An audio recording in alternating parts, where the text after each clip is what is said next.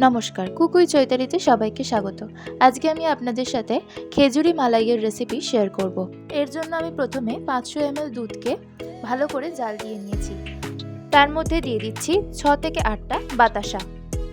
বাতাসার পরিবর্তে আপনারা খেজুরের গুড়ের পাটালি অথবা চিনির ব্যবহারও করতে পারেন।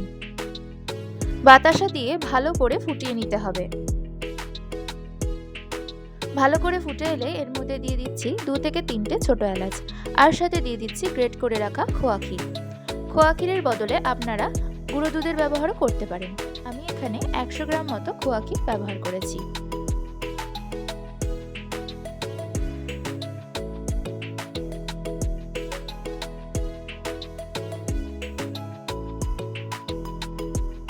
সবকিছু মিশিয়ে ভালো করে 2 থেকে 3 মিনিটের জন্য ফুটিয়ে নেব।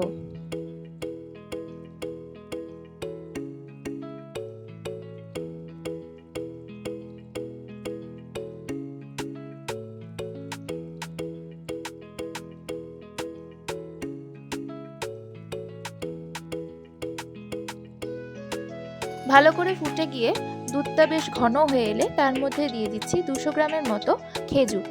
খেজুর আমি এখানে বীজ ছাড়িয়ে রেখেছিলাম, সেই খেজুর দিয়ে দিচ্ছি।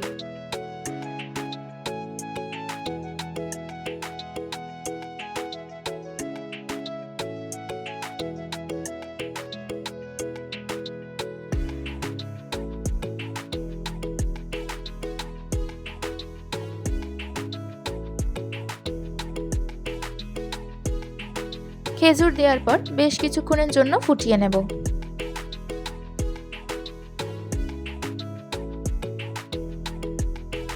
3 থেকে 4 মিনিট পর এতে কাজু বাদাম অ্যাড করে দেব। নামানোর পর গোলাপের পাপড়ি আর কাজু বাদাম দিয়ে গার্নিশ করে ফ্রিজে রেখে ঠান্ডা ঠান্ডা পরিবেশন করুন খেজুরি মালাই। এটা খেতে যেমন সুস্বাদু, বানিয়ে ফেলতেও খুব কম সময় লাগে। রেসিপিটা ভালো লাগলে অবশ্যই লাইক এবং শেয়ার করবেন এবং কমেন্ট করে জানাবেন কেমন লাগলো।